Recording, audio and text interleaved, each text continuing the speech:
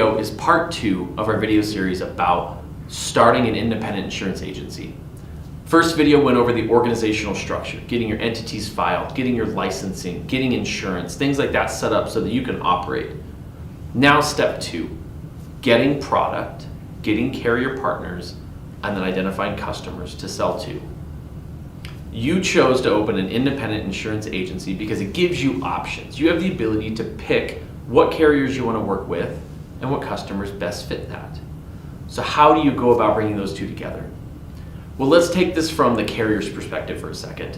They're giving you the authority to bind them to thousands, if not millions of dollars worth of risk.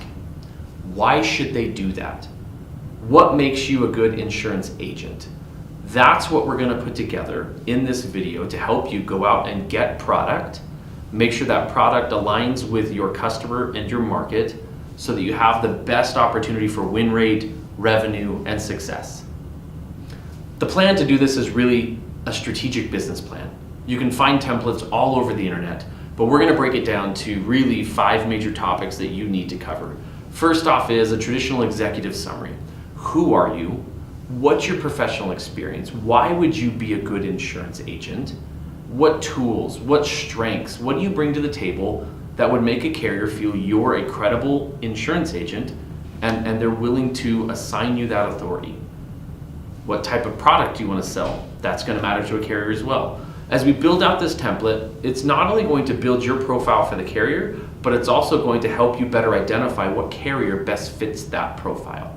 So after you know who you are, what's your marketplace? Do some basic demographic research on your market area, what your town, your county, your state, wherever you're looking to sell insurance, who is there? Is it heavily predominantly white collar, blue collar, industrial type workers? What's the median income? What's the median home value? Look at what that profile is of customers. That's going to give you an idea of what carrier best fits there. New home development, old existing homes, things like that. After that, when you look at production and how many policies you're going to sell, that has to come from somewhere. That comes from your financial need. So make sure you put together your budget. What are your expenses? What income do you need? What is your monthly budget? Because that's going to tell you how many policies you need, how much premium you need to write, and it'll really help you start building out some of those factors in this plan, this strategy. So far we've laid out who you are in your competitive statement, the market space that you're in, the demographics, and your budget, your finance, and how many policies you need to sell.